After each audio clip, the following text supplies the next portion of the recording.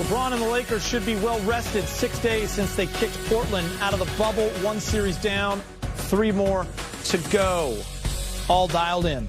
The Western Conference semifinals get underway in an hour. Lakers and Rockets. Houston, one of just 3 teams to have a winning record against the Lakers this season. Hello and welcome to Access Sportsnet Lakers, brought to you by your Southern California Toyota dealers. I'm Chris McGee. Hall of Famer is Big Game James Worthy. We have Tough Juice, Karan Butler. We got Brez. We got Allie. We got Jardell.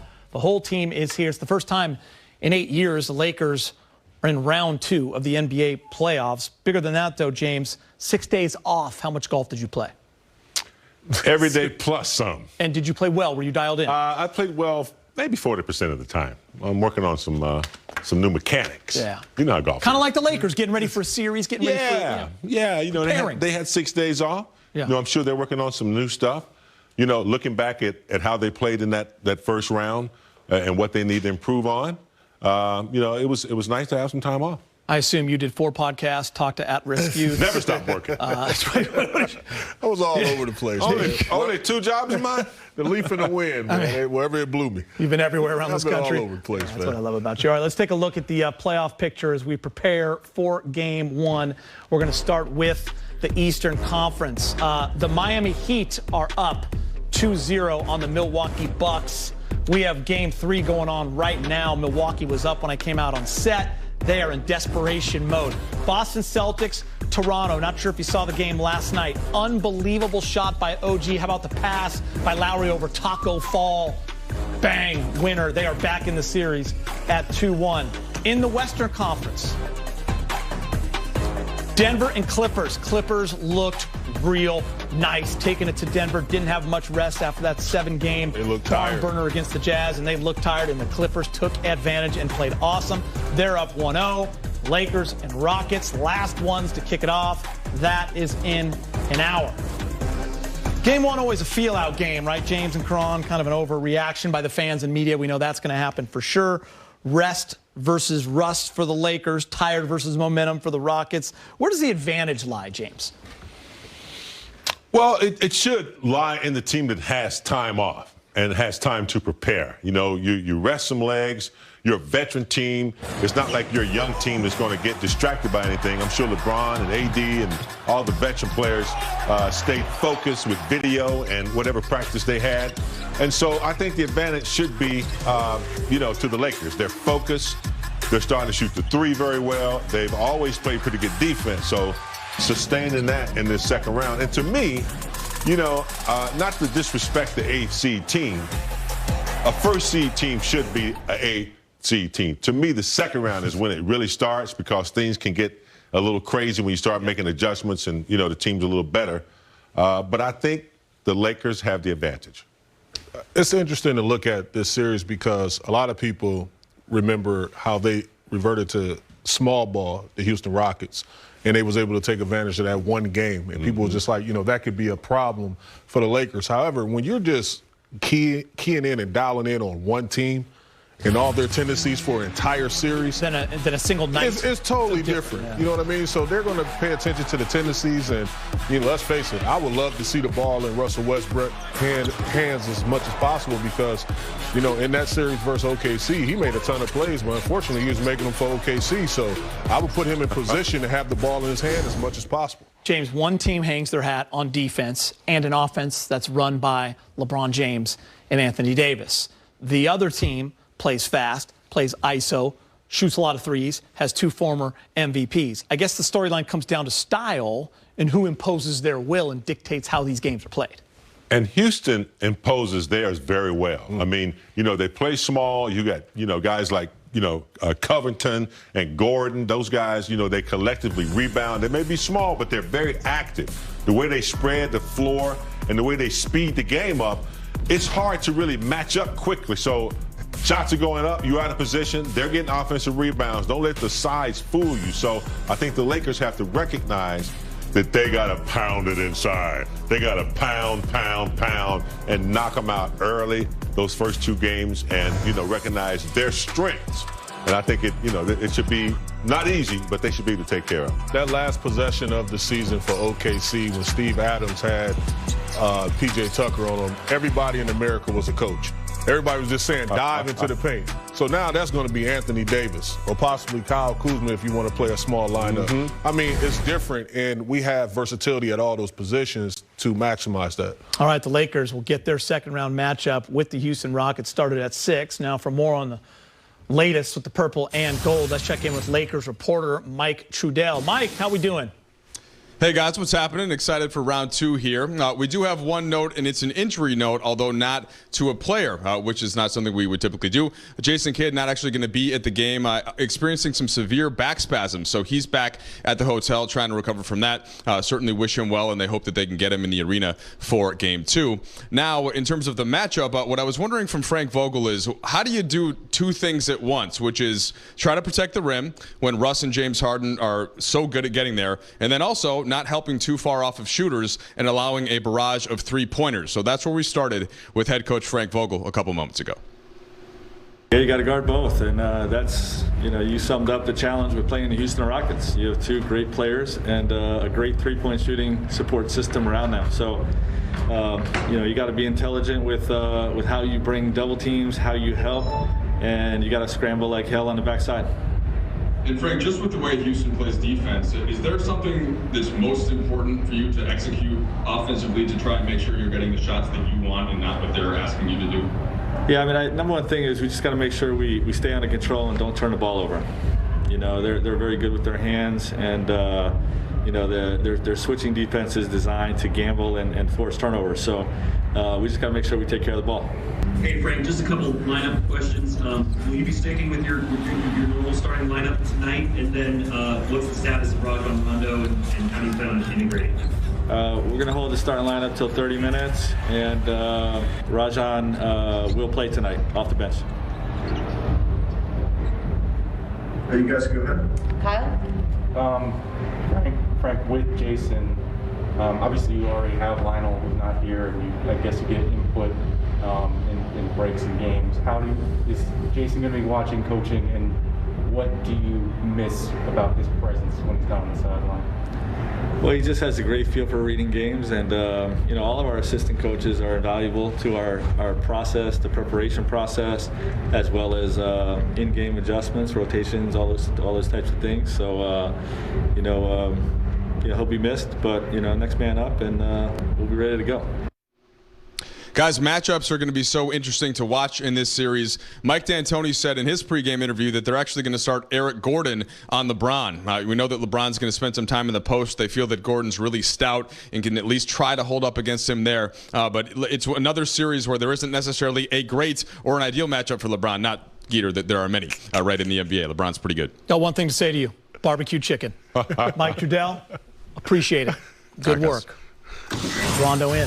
Jake Kidd out. All right, our graphics producer, Andrew, he found some numbers for you, Big Game. This is your numbers with 3 days rest in the postseason. Not bad, Hall of Famer, 28 games. You're averaging 22.5 points. How about a 57% clip from the field? 4.8 rebounds, 3.6 assists. Always shoots under par with 3 days of rest. That's how you got the name Big Game, huh? Don't give me a nap. You give me a nap, you're in trouble. You under par with 3 days rest? Absolutely. Yeah. Impressive. That's Plenty different. more ahead here on Access Sports Net Lakers. Ever in your life? No. You've been in 70s? No. 70s? Once, 79. I'm an 88, 89, 90, 92 guy right now. Oh, he cold. Dwight Howard finished in 9th place for the NBA's 6th Man of the Year balloting. He was productive in fewer than 20 minutes per game, averaging 7 and 7. We're back with more after the break. But first, a look at the Lakers-Blazers from round 1. The Lakers are back in the playoffs, taking on the Blazers in the first round. You got time to prepare and plan for them. You got to go and get the win.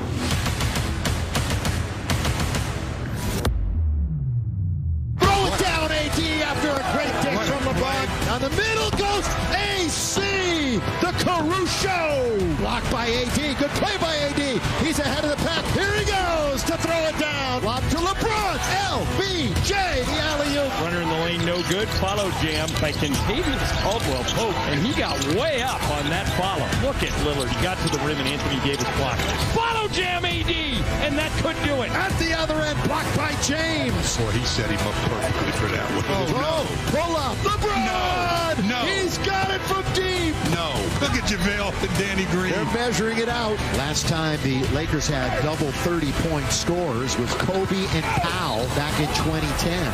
43, 9, and 4 for AD. There's the triple-double. 34, 10, and 10 for one LeBron James. The Lakers will game. Brez, everyone is focused on James Harden and Russell Westbrook, the Houston backcourt. You want to talk about the Lakers backcourt? Yeah, enough of those guys for a minute. Let's talk about KCP and Danny Green. KCP really had a nice finish to that first-round series. Remember that first game, not so hot, 1 point in 29 minutes, 0 for 9 from the floor that night. That was his worst shooting game ever. But then he really straightened out. Games 2 through 5 against Portland, he was 48% from three-point range. That is getting it done. Danny Green, not quite as fortunate, didn't really have a strong first round on offense, 8 points a game, shot 35% overall.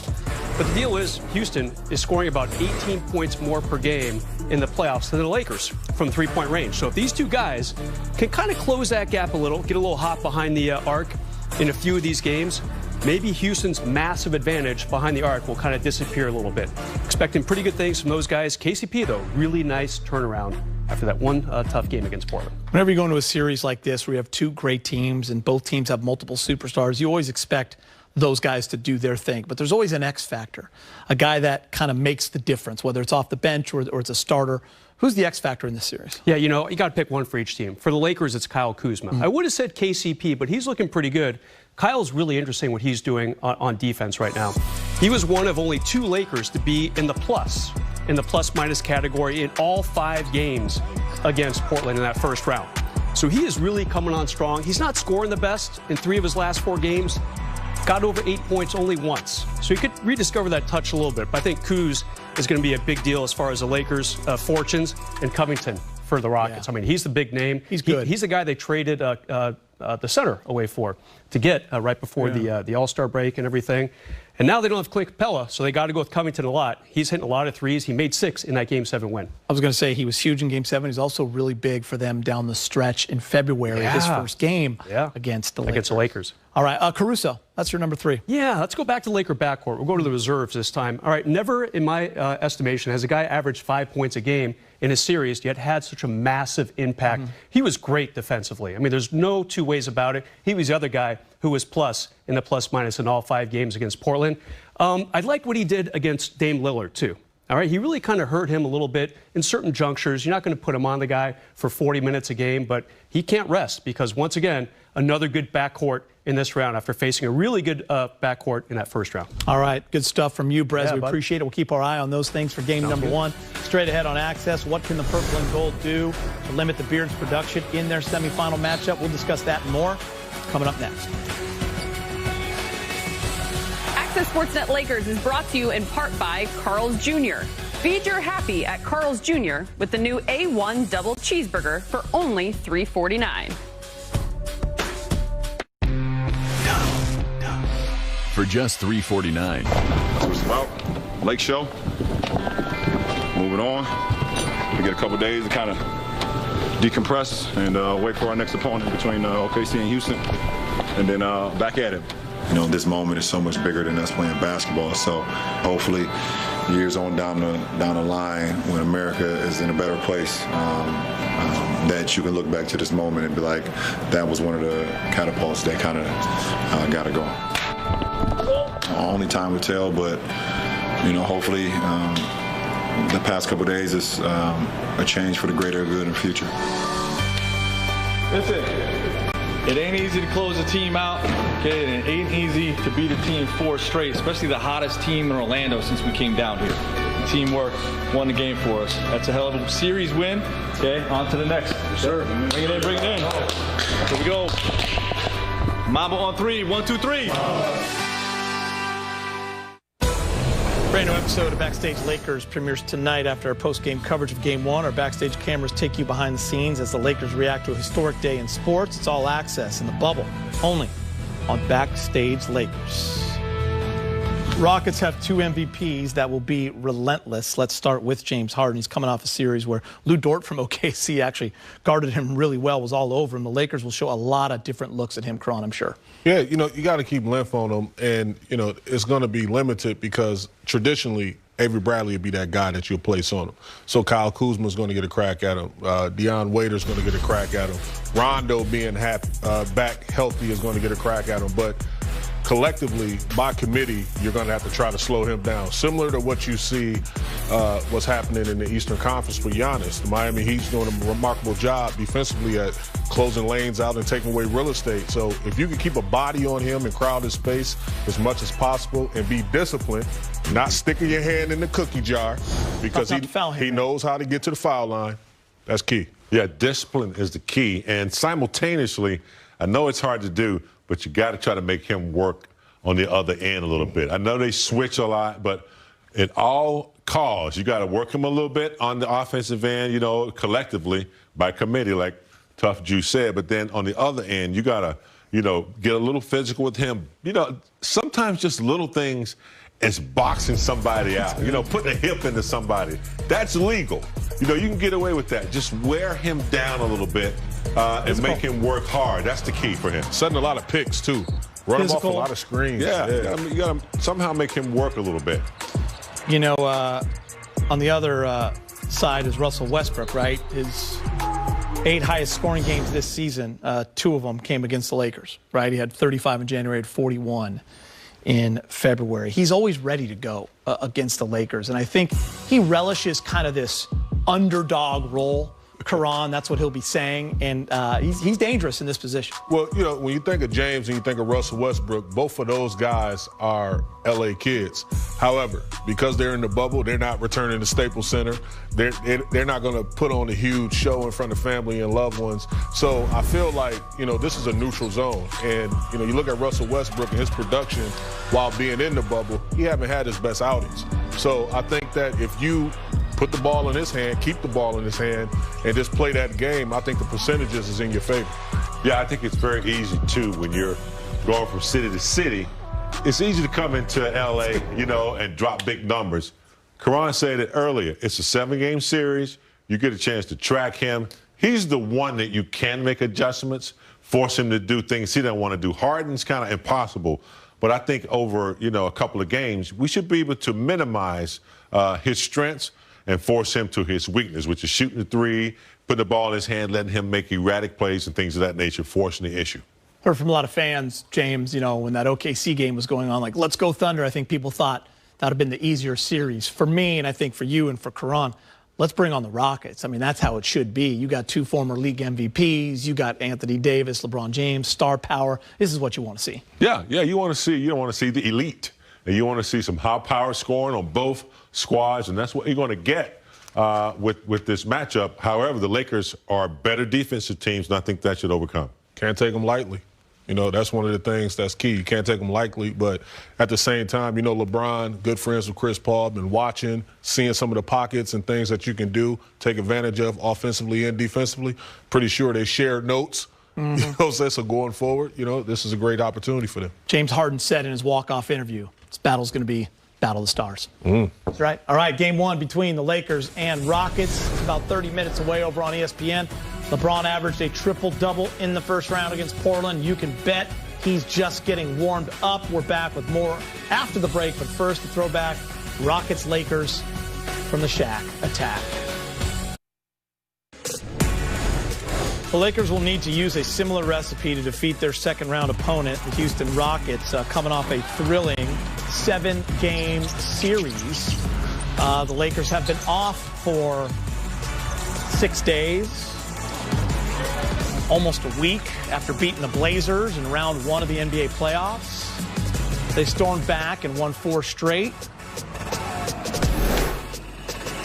The Lakers will need to use a similar recipe to defeat their second-round opponent, the Houston Rockets, coming off a thrilling 7-game series against OKC. Houston will continue to fire away from 3, averaging over 50 attempts per game in round 1. Like the Lakers, the Rockets also create a ton of turnovers. In fact, these 2 teams are number 1 and number 2 in points off turnovers in the playoffs. The Stars will be on full display in this series. James Harden has not shot the ball well in the bubble so far, but he's still putting up nearly 30 points, 8 assists, and 9 free throw attempts per game. On the other side, LeBron James averaged a triple-double in the first round. He shot a tremendous 60% from the field, including over 46% from Lakers set to begin their second-round matchup with the Rockets, and following practice on Thursday, LeBron spoke about the challenge Houston presents. Just to speak on Houston, you know, their size, and I'm only talking about height, I'm just talking about their size and athleticism allows them to cover a lot of ground on the floor, especially in the half court. Very scrappy bunch. You know, with Russ and James, they're just so dynamic that you understand that they're going to get theirs. But you got to be able to limit their free throw attempts. You know, James is #1 in our league at free throw attempts and free throws made. Been like that for the last 5 years probably, if not more. So you can't allow him to make his threes, but also put him on the free throw line and get in the paint. So you got to be able to try to take something away. It's not the first time I've went against 5 guys that shoot threes in my basketball life. So I've played against all different types of lineups before since I started playing basketball when I was 9 years old. So there's nothing strange about it. It is what it is, and we have to prepare for it, and we have to be great every night in order to win. And if we're not, we'll lose. It's that simple.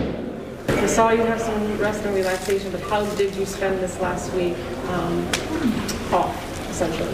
Training, video games, working on my body, and drinking wine.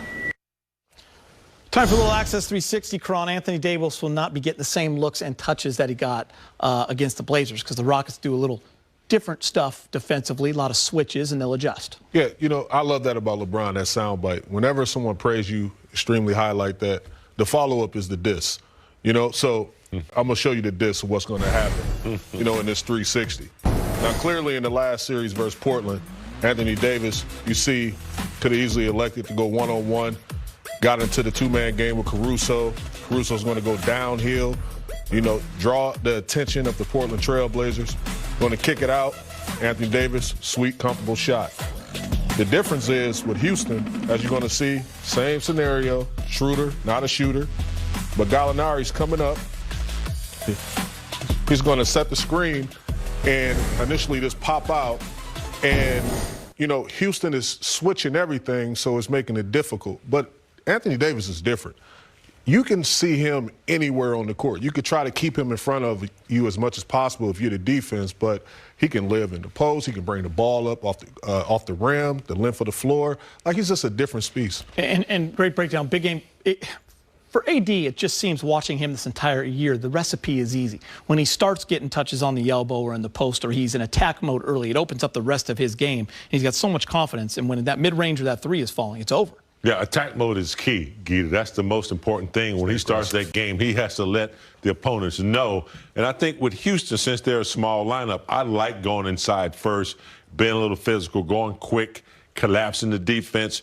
The Lakers are starting to shoot the three better. Get those guys involved early, and then defensively, you know, go after everything. But attack mode and be smart. Recognize what he has to do, recognize the matchup, and then attack. Let's look at Anthony Davis versus the Rockets. Here are the numbers. 15 points against Robert Covington. James Harden, 14. Daniel House Jr., 11. You look at P.J. Tucker, 6. P.J. Tucker is the one that's going to draw that assignment to start. He actually said yesterday that being smaller, he has a little bit of an advantage because he's able to use that lower center of gravity. So we bring in Allie Clifton for a little chat. And Allie, what do you think about what PJ said and how AD makes this an advantage for him? Look, I think, as you guys just mentioned, when you speak to his athleticism, his size, his skill, his mobility, that is all to his advantage when it comes to the offensive end of the floor. But I think what will separate himself from this Houston Rockets team, as PJ Tucker has made very clear and known, their brute force, their physicality, their toughness that they're going to present against Anthony Davis and the entire squad in general, is going to be tough. It's not going to be something that you just come in and you think that you can handle based off of being a few inches taller, as AD is. His ability to separate himself in this series, I believe, is going to come down to his mindset. His ability to want to lean into that force, that strength, that toughness, multiple kinds of looks. As PJ Tucker mentioned, they're going to want him to take contested twos, and not just contested twos, guys, but contested twos off of dribble. Multiple dribbles. They want to force him out of his comfort zone as much as possible, furthest away from the rim that they can. And I think that it's something that they pride themselves on so much that they feel comfortable and confident in. And if AD is not willing to match that from the jump with his mindset, it could be a long series for the Lakers. And Allie, one of the top storylines in this series will be the Laker bigs. Like on paper, they should have a field day, but when you look at the last time they played, Dwight only played 4 minutes, JaVale McGee only 16 minutes, and it was the Rockets that dictated the pace. Can the Laker bigs have an impact in this series?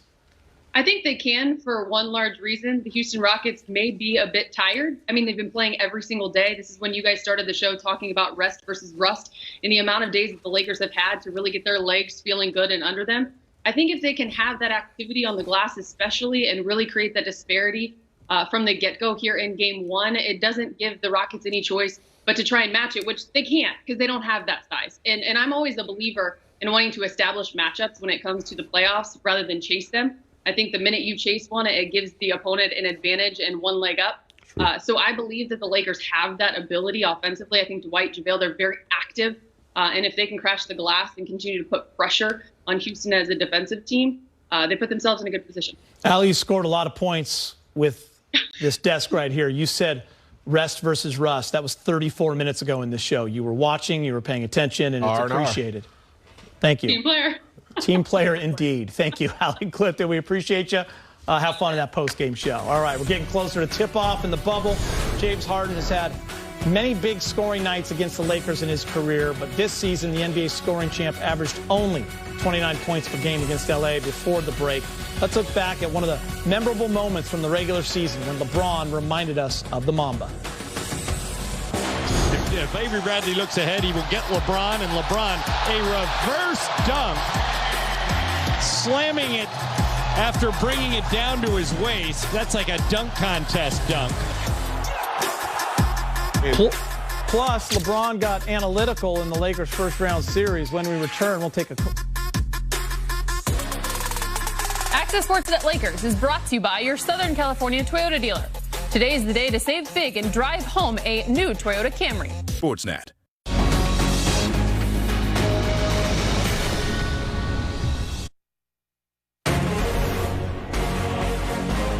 Little step for LeBron, and he hits it. LeBron just bullies his way in, hangs and scores. Here he goes.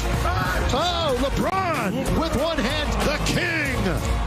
LeBron James, 36, 10, and 10. It's not a secret why he's the best in the game. You do know who the latest Laker was to put up a 30-point triple-double in the postseason, correct? Can I take a guess? By the way, James Worthy has achieved the first triple-double of his career. James Worthy? You're a smart man. 36, 16, and 10. It feels like your first piece of candy as a child. It feels like your first A on your report card. Man, it feels like the first kiss as a teenager from your girlfriend. This is ultimate. This is the ultimate feeling. Two big game James, I say. Two big game James. Do you remember your first kiss?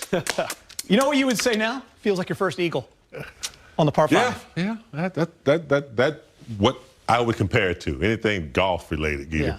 LeBron knows his history. That first kiss was pretty cool too. He knows where big game comes from. Yeah. Pretty cool. Listen, he ramped it up with each game, it seemed, right? Averaging a triple-double in the series.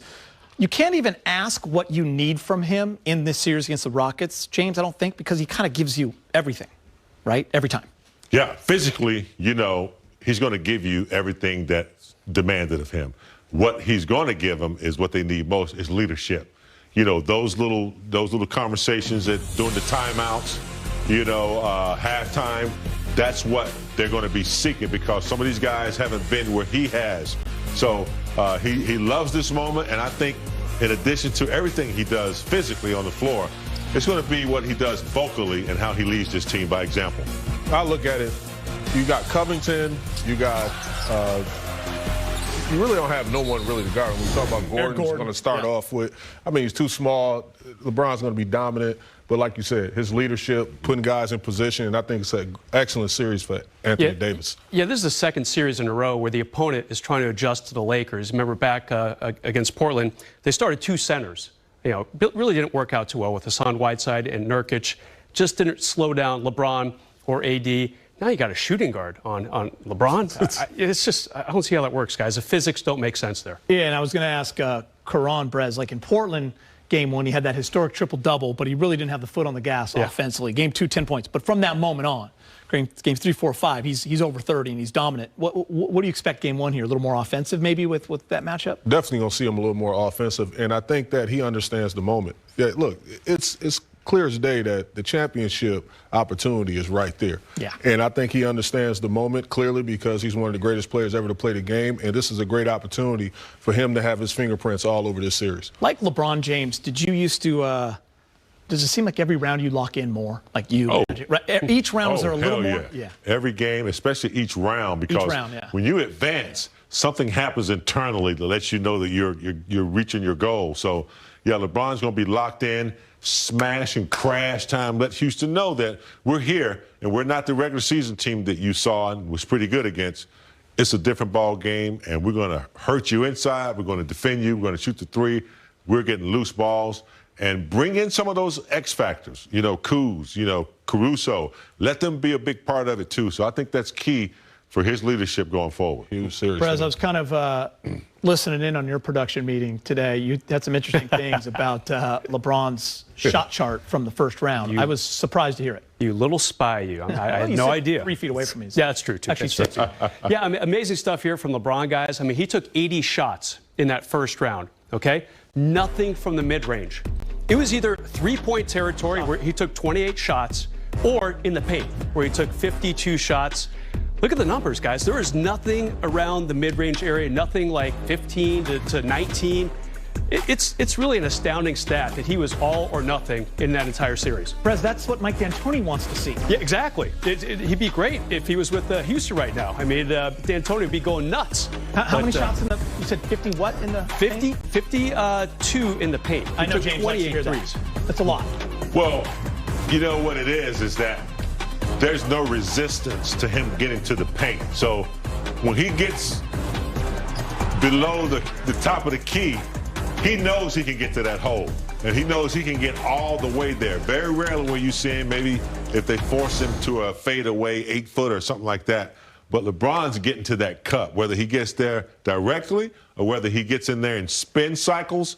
That's why he's not shooting that 15-footer. When he has to, he will, but when he's getting to the cup, Brez, he ain't selling for anything else. Why do it? I mean, I'll say this off top. There's not going to be a scheme in this series defensively that he's going to have to worry about. Yeah. No. It's not going to be a different look. Yeah, it ain't going to be something that he's just like, you know what, I got to really go back to the lab and prepare for this scheme. I've never seen this before. Were you surprised in that February game? And you kind of hit it on the head. When you're in a 7-game series, you're focused on just one team. It was the first time seeing him with Robert Covington. There was no more Clint Capella. Lakers kind of were attacking early. It looked so easy, and they kind of went away from it. And it seemed like the Rockets dictated the pace. It was Harden and Russ kind of dominating from that point on. The fourth quarter. It took everybody by, off guard. Caught everyone off guard. When you throw a lineup out there with traditional guys that play forward positions or two-guard positions, and now that's the lineup. The rotations is different. You don't have Dwight Howard or JaVale McGee closing out to the perimeter. They're not used to that. They're not accustomed to that. But now, when they see the lineup, they know what their tendencies are. They know where they need to be, the placement on the court defensively, and it changes the game totally. James, I'm curious, that question I asked Allie, do Dwight and JaVale need to make an impact in this series for the Lakers to dominate it and be successful? Do you need them to have an impact in this series? Does that mean they're playing their role? On the defensive end, yes. If they come through the hole, they shoot a lot of threes. But when they're in the game, they got to eat that offensive glass up like it's the last meal, Geeter. And that's where they have an impact. They have fouls they can give up. Dwight's going to be physical. Yeah. You got to hit people. Get in front of them. Don't let them run their path like they want to. So I think, yes, they can be impactful. Both have experience. And I think, it's a mismatch on some of these switching and shooting threes, but when they're in the game, they got to make a big impact. I was going to say, Brez, the problem is Dwight and JaVale now have to go out to the perimeter because that's where everyone is for the Rockets. So it takes away some of their strengths. Yeah, on one hand, the Lakers should have no problem in the paint. Come on, Eric Gordon trying to stop LeBron. That's not going to happen. Karan's cracking up already just thinking about it. But, yeah, there's the other extreme. JaVale, he's a fast guy for a 7-footer, but can he get out there and put a hand in Covington's face or whomever he's matched up on? It's going to be really fascinating to see both ends, highly different offenses here. Who's going to carry the day? They're not accustomed to doing it, I can tell you that. Yeah, for sure. Not extending all the way to the three-point line. Is any 7-footer? I mean, and by the way, P.J. Tucker, 6'6", he's the center on this team. Him at that 5 position, the only time he's extremely dangerous is when he's in the corners. He shoots a high percentage. I think he's best in the association. But outside of that, I live with it. You know, PJ actually, in an interview yesterday, he said that he might be able to get to AD because AD's used to like 7-footers going up against him. Well, you know, PJ Tucker's 6'6". It reminded me several years ago, someone asked Phil Jackson, who's the best post defender in the NBA? Phil said Chuck Hayes. And my first question was, what team is he on again? Chuck Hayes. I mean, he was with the Houston Rockets, ironically. He was another 6'6" guy, hit a really good arm bar, really good base. P.J. Tucker, not as stout, maybe, not as burly as Chuck Hayes, but he can probably get under there a little bit. When I was playing, Corliss Williamson was the same way. But when you get movement and activity, he wasn't the same defensive player because now you can't move and stay with AD. So you're going to get in a lot of situations where AD is going to be facing you with movement. With a live dribble, P.J. Tucker don't want that action. Harden said, battle of the superstars. Here's what it looks like, guys, when you look at the numbers of the 4 superstars playing in this game. You got 4 of the top 10 players in the league. AD, 30 points, 57%, 9.4 rebounds. This is in the playoffs. LeBron, a triple-double. James Harden, 29, 6, and 8. And Russ down with the scoring and the shooting percentage, 14 and 42, but still very dangerous. Tip-off minutes away. Rajon Rondo has been cleared physically. He will come off the bench tonight and play for the first time since the restart. Take Your Shot is next.